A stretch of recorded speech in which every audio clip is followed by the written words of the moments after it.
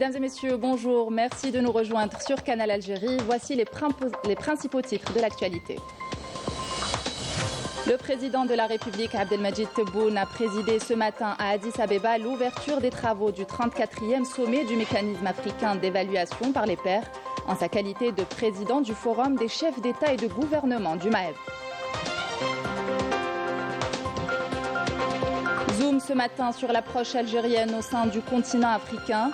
Entre développement économique, sécurité et diplomatie, l'Algérie renforce son engagement pour une coopération accrue entre les pays du continent.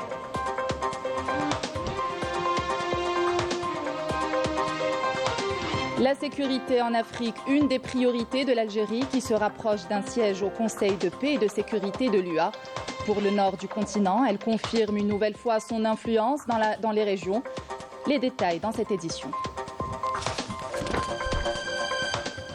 Bienvenue à tous.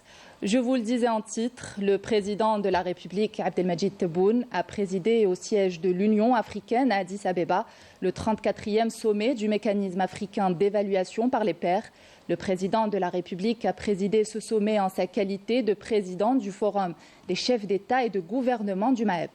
Plusieurs chefs d'État et de gouvernement membres de ce mécanisme africain ont pris part aux travaux du sommet, aux côtés de responsables des différentes structures et institutions de l'UA. Pour rappel, le président de la République, Abdelmadjid Tebboune, préside le Forum des chefs d'État et de gouvernement du Maghreb depuis février 2024. Avant qu'il préside la 34e session du Forum des chefs d'État et de gouvernement du mécanisme africain d'évaluation par les pairs, le président de la République, Abdelmadjid Tebboune, a reçu à Addis Abeba nombre de dirigeants africains.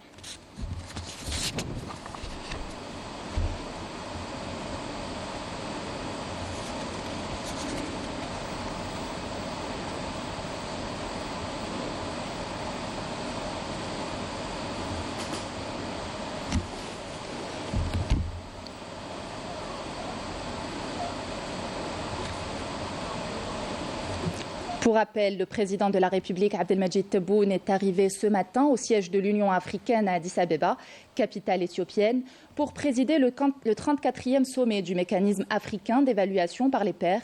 Hier, le chef de l'État est arrivé à la capitale éthiopienne, Addis Abeba, pour présider la délégation algérienne qui prendra part aux travaux de la 38e session ordinaire du sommet des chefs d'État et de gouvernement de l'Union africaine. Le sommet de l'UA se penchera en outre sur l'examen de plusieurs points inscrits à l'ordre du jour, dont des rapports sur les activités du Conseil de paix et de sécurité, la réforme institutionnelle de l'UA ou encore le rapport d'étape sur la zone de libre-échange africaine. Les dirigeants africains discuteront également du paiement des réparations aux Africains, étape concrète vers la réparation des torts historiques et la promotion de l'apaisement chez les peuples africains et les personnes d'ascendance africaine.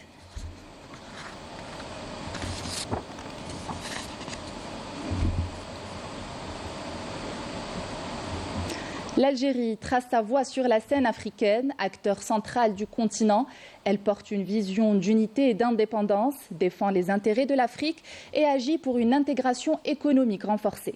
Routes, gazoducs, libre-échange, son rôle est stratégique, tout comme son engagement pour la sécurité face aux défis actuels. Myriam Damis. Dans une Afrique en pleine mutation, l'Algérie s'affirme comme un acteur clé, porteur d'une vision d'indépendance et de souveraineté pour le continent. La voix de l'Afrique n'est pas seulement un engagement pris par l'Algérie dans le cadre de son mandat actuel au Conseil de sécurité de l'ONU, mais une conviction profonde ancrée dans son histoire de lutte et renforcée par les défis communs d'aujourd'hui. Attachée à son identité africaine, l'Algérie avance sereinement dans la défense des causes justes du continent. De l'appel à une réforme réelle du Conseil de sécurité à l'engagement en faveur d'une position africaine unifiée pour mettre fin à l'injustice historique subie par l'Afrique, en passant par la défense de la souveraineté des États africains et la protection de leurs intérêts économiques. Elle inscrit son action dans une démarche cohérente et déterminée.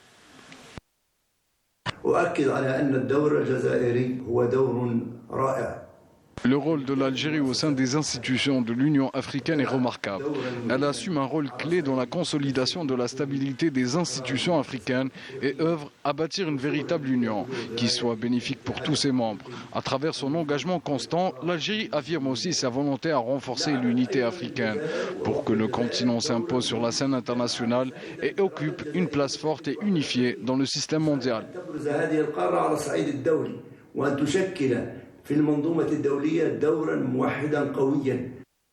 Avec une vision stratégique fondée sur les atouts économiques du continent, l'Algérie, porte de l'Afrique, fait de l'intégration régionale une priorité en soutenant des projets de développement. Parmi eux, la route transsaharienne, le gazoduc Nigeria-Algérie et la mise en place d'une liaison en fibre optique à travers le Sahara. En parallèle, elle mise sur le renforcement de ses échanges commerciaux avec l'Afrique en ouvrant de nouveaux postes frontaliers, en créant des zones de libre-échange et en déployant un réseau bancaire à l'échelle continentale. À cela s'ajoutent des liaisons aériennes et maritimes destinées à renforcer son intégration économique avec les pays africains. La politique africaine de l'Algérie repose sur 3 piliers fondamentaux: l'histoire, la puissance et la prospérité. Le rôle de l'Algérie sur le continent se manifeste à travers la politique prudente qu'elle mène dans la région du Sahel et du Maghreb, ainsi que par son expertise en matière de lutte contre le terrorisme et ses liens étroits avec les questions de sécurité dans cette zone.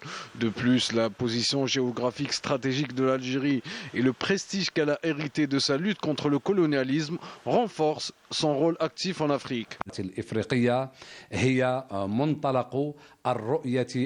La sécurité et le développement en Afrique sont au cœur de la vision algérienne, une approche visant à instaurer un équilibre permettant au continent de surmonter les défis sécuritaires et d'apporter une réponse concrète à la menace terroriste.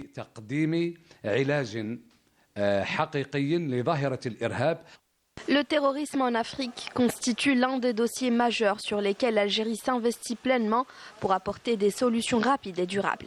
En tant que leader et défenseur au sein de l'Union africaine dans la lutte contre ce fléau, le président de la République, Abdelmadjid Tebboune, plaide régulièrement pour une approche globale prenant en compte les causes profondes du phénomène à travers une coordination cohérente entre sécurité et développement. La sécurité en Afrique, une des priorités pour l'Algérie. Cette dernière a de grandes chances d'obtenir un siège au Conseil de paix et de sécurité de l'Union africaine pour la région de l'Afrique du Nord. Hier, elle a obtenu une très large majorité sur l'ensemble des voix requises, devançant le Maroc à tous les tours du scrutin. Amira Sefta.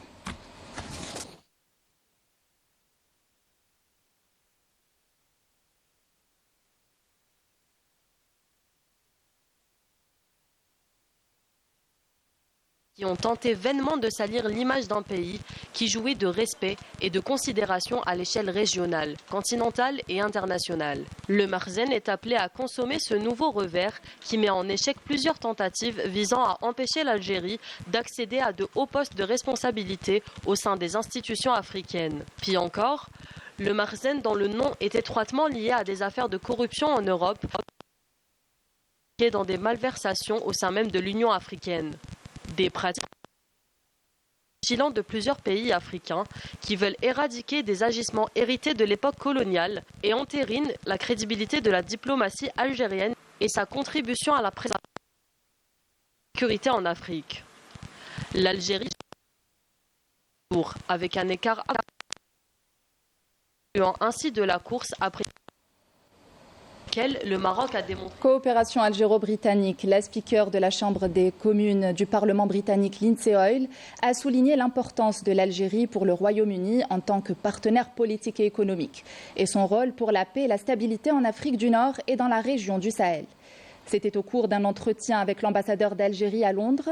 Hoyle a salué la qualité de la coopération bilatérale dans les différents domaines d'intérêt, estimant nécessaire pour son pays de tirer profit des ressources naturelles abondantes que l'Algérie recèle en élargissant et en approfondissant le partenariat à autres secteurs, notamment l'énergie et le tourisme.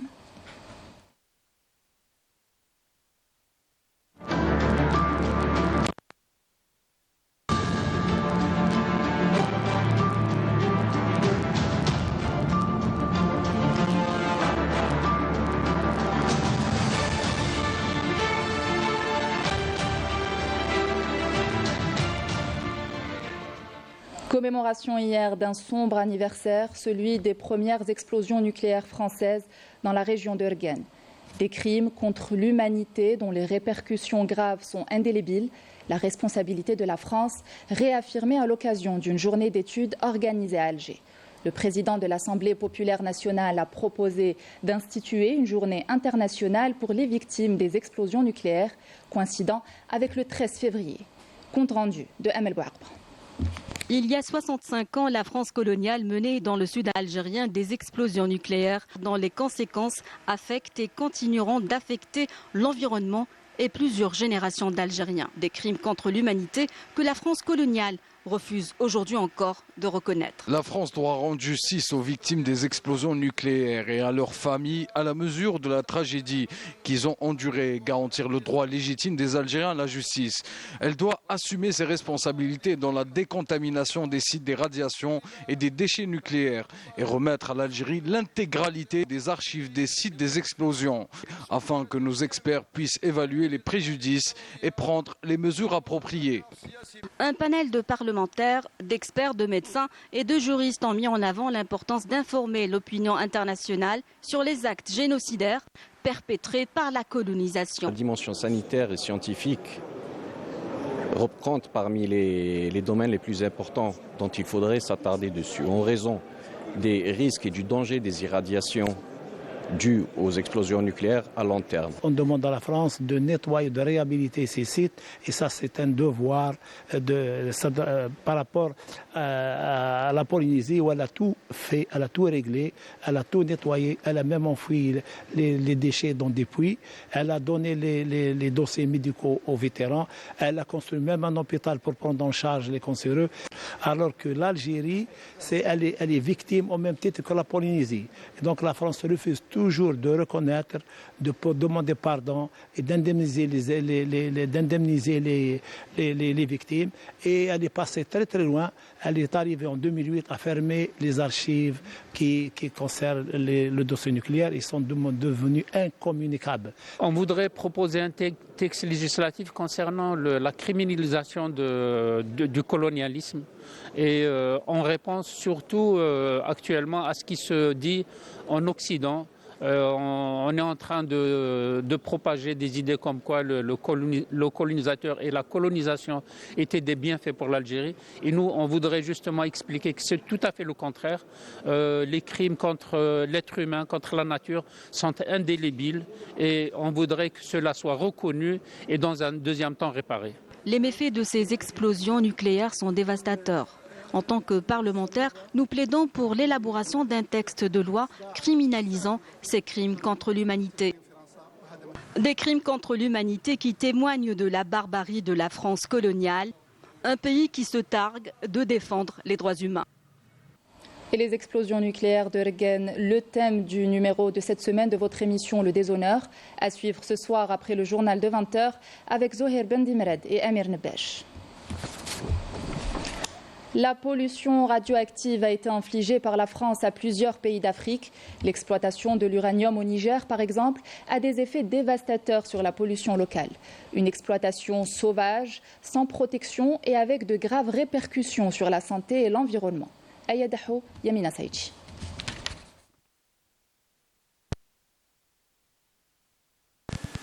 Autrefois terre d'abondance, l'Afrique se retrouve aujourd'hui transformée en une décharge géante. Chaque année, des navires déversent des milliers de tonnes de déchets industriels et nucléaires sur les territoires africains. Selon les Nations Unies, au moins 13 millions de barils de pétrole brut ont été déversés depuis 1958 dans la région du delta du Niger. Aujourd'hui, les gens sur place, mais comme la radioactivité de ces déchets qui sont là, elle est à durée de vie très très longue.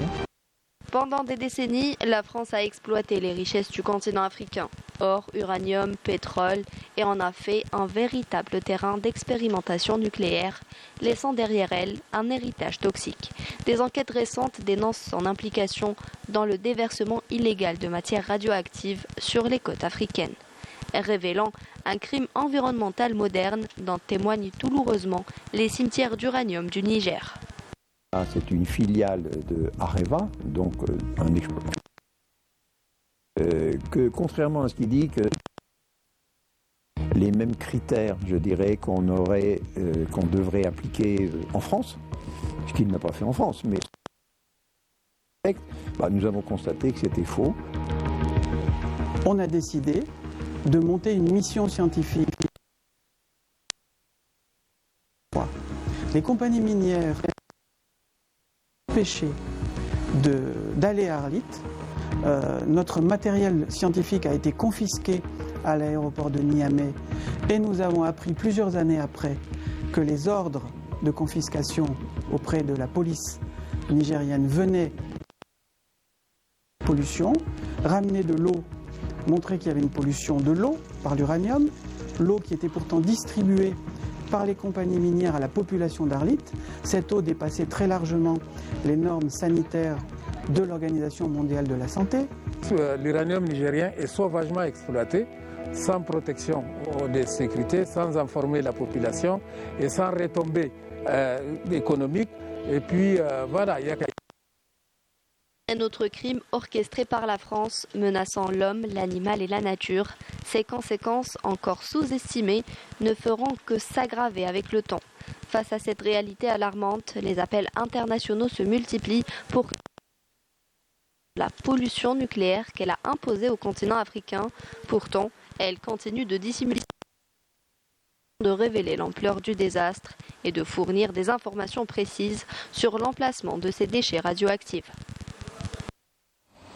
Le Salon national du livre se poursuit à Oran. Hier, l'écrivain Ahmed Ben Saada a tenu une séance vente dédicace au stand de la NEP. Pour son livre Kamel Daoud, Cologne contre enquête, l'ouvrage a été réédité en 2024 et dénonce certains écrivains contemporains qualifiés de soumis au néocolonialisme. Yasmine Amri. Kamel Daoud, Cologne, contre-enquête. Tel était le thème de cette vente dédicace animée par l'universitaire, journaliste et auteur Ahmed Ben Saada. Au cours de ce salon littéraire, chercheurs et passionnés de littérature se sont rassemblés pour redécouvrir ce livre qui suscite un vif débat intellectuel. C'est un livre que j'ai écrit en 2016, mais qui a été réédité par la NEP tout récemment. Justement, après la polémique qui s'est déclenchée cet été contre Kamel Daoud, l'écrivain algéro-français, et Boualem Sansal aussi, l'écrivain algéro-français. Je les avais dénoncés par rapport à leur idéologie qui est véhiculée dans leurs déclarations et dans leurs écrits, parce que j'ai jugé qu'en fait, ils dépassaient le cadre de l'intellectuel. Qui normalement un intellectuel c'est quelqu'un qui défend ses racines, qui défend ses valeurs. Je suis heureuse d'être au salon. J'ai apprécié le résumé du livre qui montre que Kamel Daoud critique l'islam et la société. C'est une démarche courageuse pour défendre l'Algérie, car je n'accepte pas qu'on critique sa société à l'étranger. Suite à cette vente dédicace, une conférence a été organisée pour permettre à Ahmed Ben Saada de mieux expliquer et illustrer son ouvrage Cologne contre enquête. Face à un public attentif, l'auteur a détaillé son analyse critique des écrits de Kamel Daoud à travers une présentation approfondie, tout en suscitant un débat constructif. L'écrivain Ahmed Ben Saada a dressé le profil de ce type d'écrivains qui, à travers leurs écrits, tentent de saper l'identité nationale en remettant en question les valeurs patriotiques, l'islam, la langue arabe et l'histoire révolutionnaire de l'Algérie. La nation algérienne qui date de la Numidie. En tant qu'écrivain, à chaque fois qu'il y a une critique, il faut se mobiliser, il faut trouver aussi l'argumentation qui est solide. On ne peut pas répondre aux gens sans une argumentation solide. On ne peut pas répondre juste avec des sentiments. Non, il faut chercher une argumentation solide qui va justement démanteler, qui va faire disparaître justement ces critiques-là. Et le message que je peux passer, c'est qu'il faut que les intellectuels se positionnent dans la scène médiatique. Actuellement, nous subissons des guerres d'ordre de quatrième génération, des guerres cognitives, et nous ne pouvons pas nous défendre sans l'appui de nos intellectuels. Nos intellectuels doivent être là, ils doivent défendre leur pays.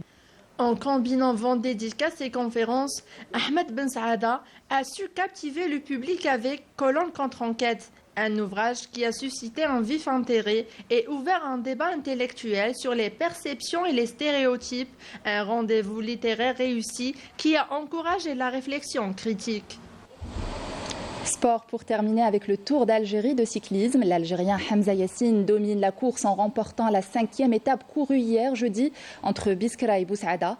Il conserve donc le maillot jaune de leader mais également le maillot vert du meilleur sprinter, le maillot rouge du meilleur Algérien ainsi que le maillot bleu de vainqueur d'étape. Le coup d'envoi de la 6e étape du Tour d'Algérie a été donné ce matin. 78 coureurs étaient au départ de cette étape entre Boussaada et Djelfa sur une distance de 115 km. C'est la fin de cette édition. Merci de nous avoir suivis. Excellent après-midi à tous.